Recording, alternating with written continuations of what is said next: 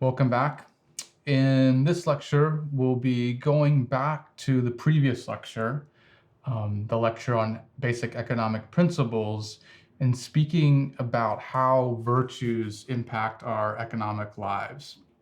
So in the last lecture, we were introduced to the economist worldview, and I argued this was a tool, a way to understand the ways that people buy and sell things, the ways that people choose careers, the ways that we structure an economy, and so on. But in this class, we need to take these principles further, right? Many of you aren't economists, and even if you are, you bring notions of morality, what is good, what is right, to the ways that you think about economics. And in this class, we're explicitly doing so when we think about justice. So our goal for today is to think about how we might apply the tools of economics in a just and moral way, right? So how do we apply that tool in a way that's morally appropriate? So even if economics can help us understand material well-being and help us lift people out of poverty, it doesn't necessarily answer the question as to whether it makes us better people, right? We need to think about what markets do to our soul. What does economics do to who we are as people, right? Who do we want to become?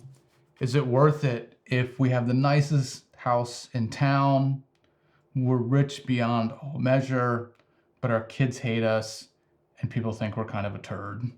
Probably not, right? When we think about these markets, it's possible that markets and economics is really rotting our soul, right? We're turning into things that are like Gollum from the Lord of the Rings, where we just care about ourselves and we have these obsessions that we can't turn away from, right? These blinding obsessions.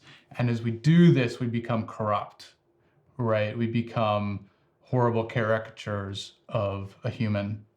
And so maybe we need to flee from this system. We need to reject economics, reject markets, and just focus on eternal or important things. Or maybe not. Let's not go too far. It can't be all that bad. Today, we need a framework to evaluate economics, economic life, and the ways that we ought to apply the principles from last class. How should we use those tools? And to do that, we're going to outline a list of virtues, right? The title of this course is Justice, so justice will be one of them, but there's going to be other virtues that we're going to outline. And I'm going to argue that these virtues will help us understand the ways that those economic principles ought to be understood and used. So let's start with justice. As we seek to define justice, it turns out that this is a little bit harder than we might imagine. Going to Google defines justice as being just. Well, that begs the question, what does just mean? Google doesn't have much to offer on that. So if you go to a more traditional dictionary, there's three elements. Three elements go into justice. The first, conforming to fact or reason. The second, conforming to a standard of correctness. The third, conforming with what is morally good. And if you're like me, as you think about those three components, they just beg more questions. Conforming to fact or reason, in my mind, that sounds more like, I don't know, like the scientific method or doing a study properly in the lab. Doesn't really speak to the ways that I think of justice in general. So what I want to do is focus on this third aspect, conforming with what is morally good. We need to create a framework to evaluate what is and what is not morally good in the economy. To create this framework, I'm going to rely on a book by Deirdre McCloskey, The Bourgeois Virtues, Ethics for an Age of Commerce. And in this work, McCloskey provides a list of the ways in which virtues impact the economy, and in turn, the economy impacts our virtues. So the virtues that we're going to think about and discuss today are hope, faith, love, courage, temperance, prudence, and justice. So we started with justice, and we'll return to justice at the end. And I'm going to follow McCloskey. McCloskey doesn't give us a textbook or a dictionary type of definition for these virtues, What she does is she plays with word association. And I think this is helpful because I think it'll help us understand the richness of these virtues, as well as the many ways they show up in our economic lives. So let's jump into it. The first is hope, right? The first virtue McCloskey outlines is hope. And with hope, she associates words like optimism, imagination, and entrepreneurship, right? So when we think about the entrepreneur, any product we buy, it started with an entrepreneurial spirit. That entrepreneur woke up, thought, I know how to make something that people will value, right? Maybe it'll make their lives better off. And this active imagination, they go off and they try to create that thing, right? Maybe it's a farmer that started farming. Maybe it's a shoe company that thought it could make athletic wear. Whatever it is, these efforts were fueled by optimism, right? These people don't know that their product is going to sell. They don't know that people like it, right? It's a venture into the unknown. And so every day we see that, right? We see companies, we see workers, we see people entering the economy fueled by optimism, hoping that their work will be rewarded, hopefully hoping that it will be fulfilling, and so on. The second virtue is faith. Faith, we associate words like identity, integrity, loyalty, honesty, right? So I'm a big coffee drinker. So here's my bag of coffee. This is from Water Avenue. It's a bag of coffee from Ethiopia. I've never been to Ethiopia before, maybe someday. When you think about this bag of coffee and what it is, there's a lot of faith in my buying it and consuming it, right? Is it actually coffee? I didn't go to the farm. I didn't see people pick the coffee berries, roast them, put them in the bag. Is it safe? Is it clean? I don't know, right? But I'm drinking that cup of coffee in faith that that farmer has done their work, that they're not trying to poison me, that they've farmed with integrity, right? And so by acting with integrity, I drink the cup of coffee, I find it pleasing, I like it, I reciprocate with loyalty, right? I'm likely to buy that same type of coffee again, right? So I appreciate this farmer and their work and their integrity by buying their product. The third virtue, love. Love involves words like connection, friendship, affection, appreciation. So that cup of coffee, I might sit at my breakfast table and drink it all by myself, or I might get together with friends or a student in the afternoon to have a cup of coffee. And that coffee helps me connect with these people. I certainly don't need coffee to have a conversation, but it certainly helps. The famous Christian author C.S. Lewis said that friends need a common thread, that thing that lights the spark between them. Maybe it's coffee, maybe it's a TV show that you and your friends geek out on. For me, one thing it's been is rock climbing. So this is one of my pairs of rock climbing shoes that we'll mention later, right? So there's friends in my life that the common thread is climbing. And because of different products, I'm able to facilitate and maintain friendships with them that either I might not be able to maintain or it'd be a lot harder to do so, right? So I think of my smartphone. It's easy for me to text a friend, hey, how you doing? Do you want to go climbing this weekend? Calling takes a little bit more time, or we don't have to go back too far in history where even calling's not an option, right? Or we think about the products that make climbing safe, right? It's a dangerous sport, but with appropriate measures, it's something that you can do. So we have this common thread, this group of friends that I have, and these products that allow climbing to be enjoyable and safe is what kind of knits that group together. Next virtue, courage.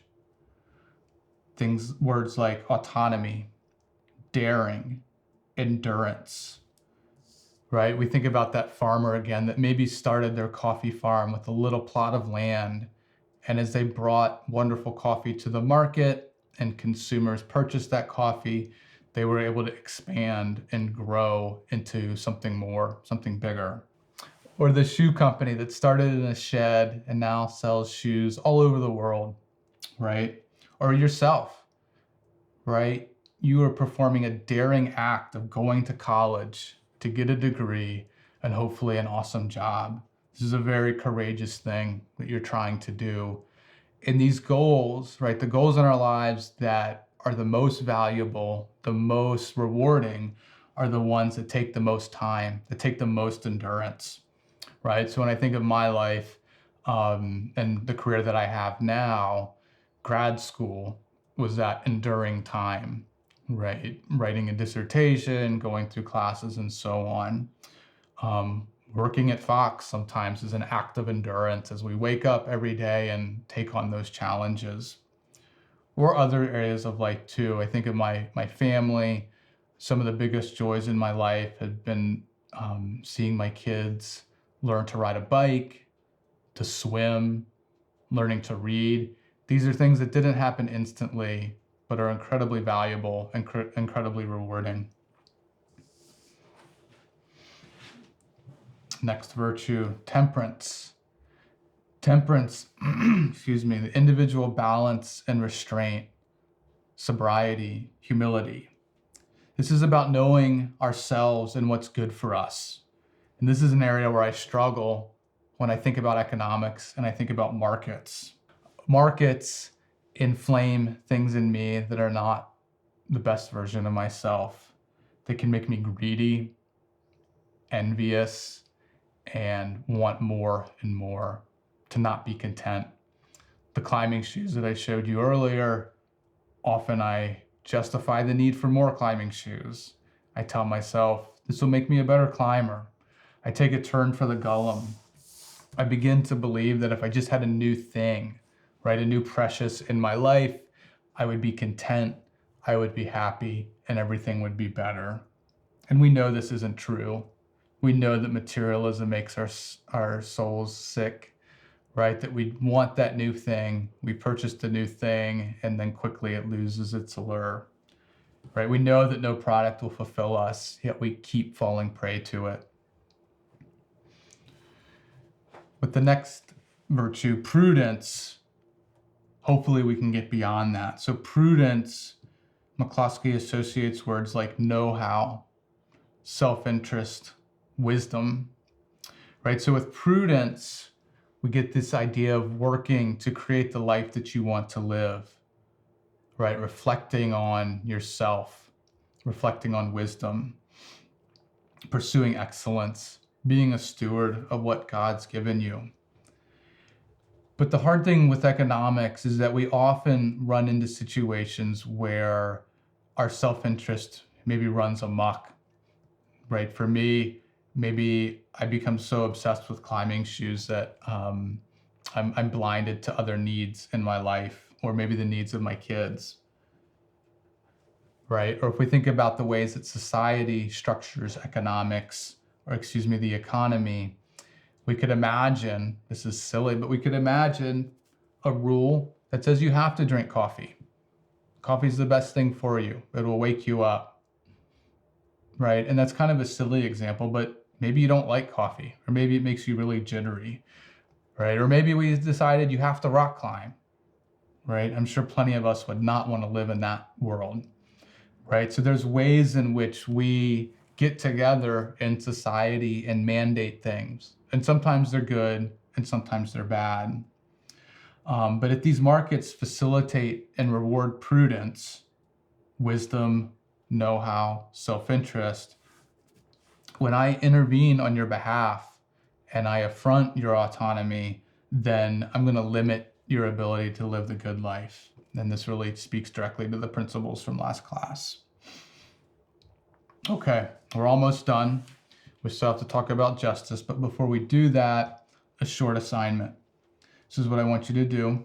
Take out a piece of paper if you haven't, and I want you to write down the virtues that we've talked about. I want you to write down hope, faith, love, courage, temperance, and prudence. So again, hope, faith, love, courage, temperance, and prudence.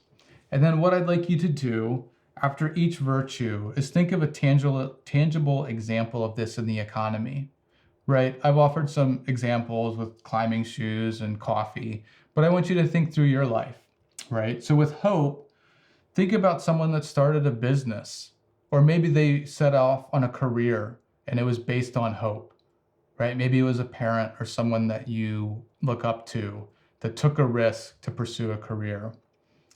For faith, think about someone that acts with integrity in the workplace or as a consumer, or someone that maybe knows their identity and is solidly grounded in who they are.